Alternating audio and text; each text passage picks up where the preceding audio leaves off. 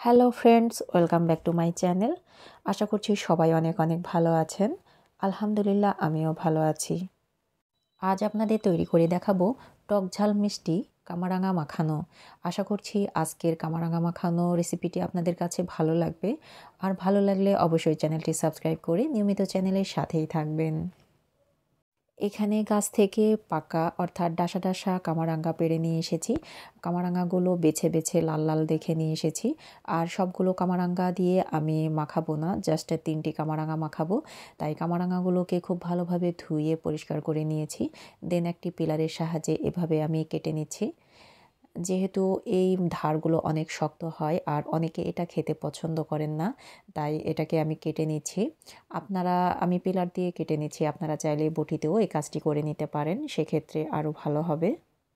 যারা এখনও ভিডিওতে লাইক দেননি বা লাইক দিতে ভুলে গেছেন, তাদের কাছে অনুরোধ করব ভিডিওতে একটি লাইক দিয়ে পুরো ভিডিওটি কন্টিনিউ করবেন।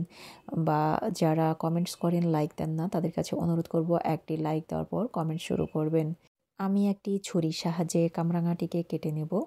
চাইলে আপনারা এই কাজটি বটিতেও করে নিতে পারেন।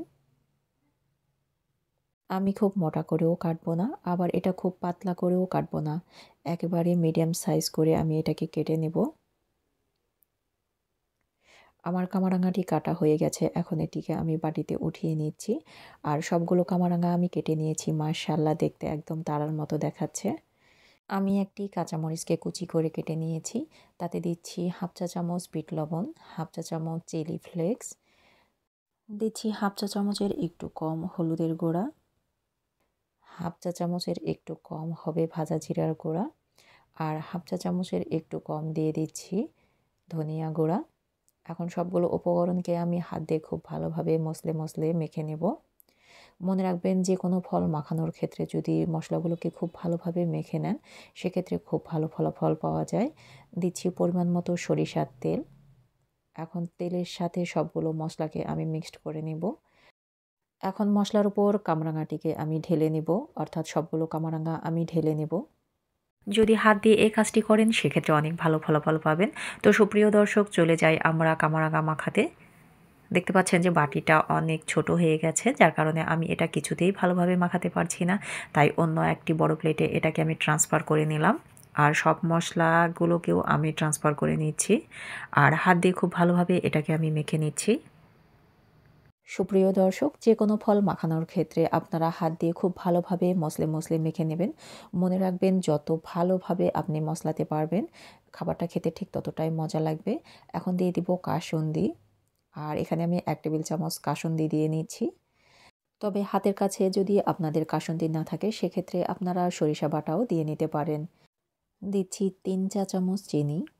যেহেতু শীতের সিজনের কামরাঙা খেতে একটু টক লাগে, যার কারণে আমি 3 চা চামচ চিনি দিয়ে নিয়েছি। আর চিনিটি অবশ্যই আপনারা আপনাদের পছন্দ অনুযায়ী অ্যাড করবেন। আমি খুব ভালোভাবে কামরাঙাটিকে মেখে নিচ্ছি। যারা হাত দিয়ে কামরাঙা মাখাতে পারেন না, তারা চামচ দিয়ে মেখে নেবেন। সেক্ষেত্রে হাত দিয়ে মাখার টেস্টটা একটু ভালো আসবে। তো আমার সবগুলো কামরাঙা মাখানো হয়ে গেছে, আর দেখতে মাশাআল্লাহ এরকম হয়েছে।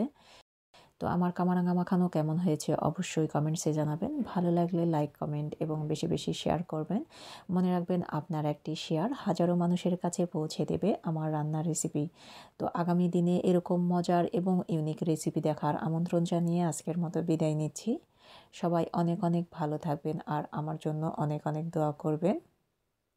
আসসালামু আলাইকুম।